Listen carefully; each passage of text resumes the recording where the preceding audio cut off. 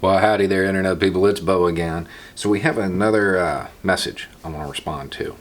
And the same thing, I'm going to take out the identifying information in it and just focus on the overall concept in it. Okay, there is a call to action that is coming out in minority communities following the Jefferson shooting. That is the shooting of the woman who was killed in her own home after being shot through the window by a cop.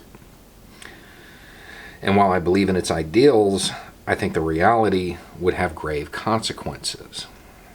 First, to clarify a few things as they relate to my question, I'm an African American man, born, raised, and back living again in a rural part of the United States. I have not served in the military or police. There are a lot of organizations that are unfriendly to minority groups in the area. I've been subjected to racially motivated violence, both verbal and physical, throughout most of my teen years. I have since taken it upon myself to seek combat training both hand-to-hand and with a firearm, and I'm about to embark on a wilderness first responder course to better be able to protect and assist myself and others. The call to action that I'm seeing is a callback to the original days of the Black Panther Party in establishing what is essentially a community defense force, giving folks an alternative to 911 to call for non-medical help or protection. I believe in the ideal of localized community defense, and I think that with the technology of today, it would be very straightforward to coordinate nationally, albeit under observation. But of course, we all know the story arc of the Black Panther Party, despite all of the good they did. I'd love to know what you think an organization like this, or how you think an organization like this would fare in today's world and potentially after November 2020. Okay, so the inherent question in this is, do I think black people should set up organizations like this? No. I think every community should set up organizations like this, creating that redundant power. With marginalized communities, with minority communities, it becomes that much more important.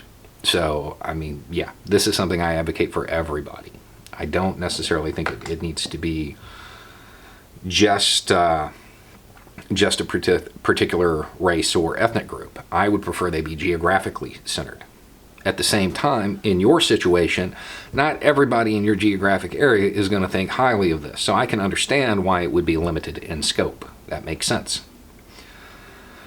Do I think the organization would fare well? Yeah. In today's world, I do. I think it would be fine. I think it can avoid the pitfalls that the Black Panthers fell into.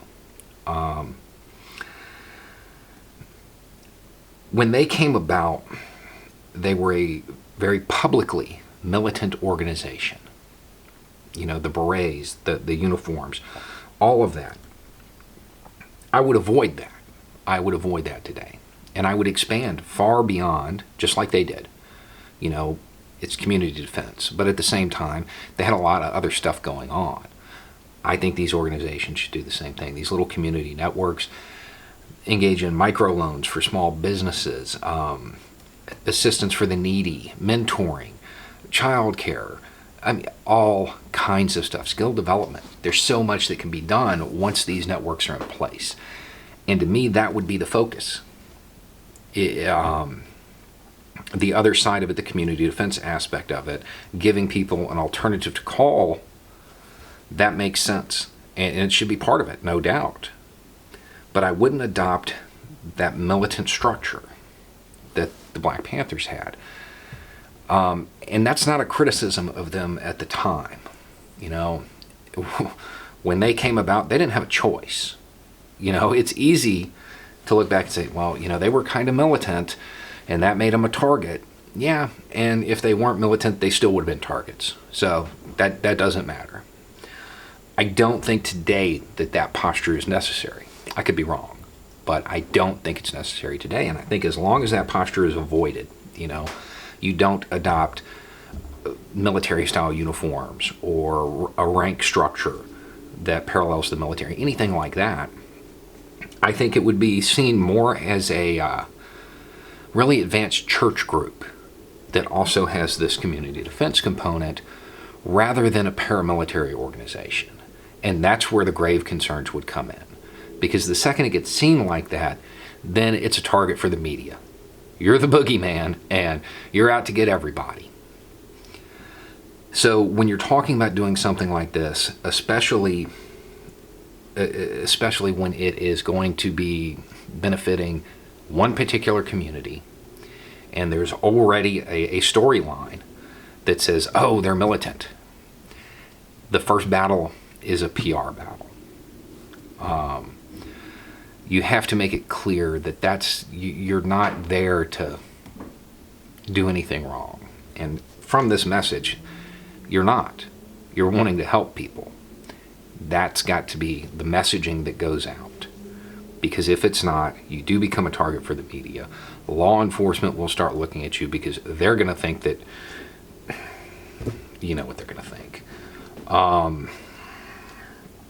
I think it's a great idea, and I do understand the concerns. They exist, they're real, they're warranted, but I think the pitfalls can be avoided. I really do. And I know that there are organizers in your community that can put it together. I'm positive of that.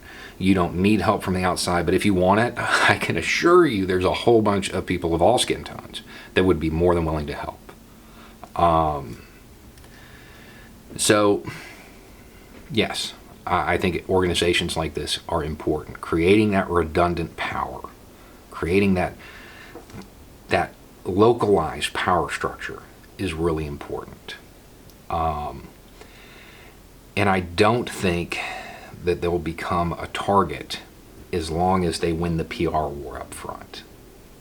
As long as the first stories that come out about them in the newspaper are about them helping a needy family, or setting up a mentoring program for children, or something like that. The PR battle is what's going to be important here. If that battle isn't won, then yeah, all of your fears, they're very real. They are very real, because the U.S. has changed. It's gotten better, but it hadn't changed that much. Anyway, it's just a thought. Y'all have a good night.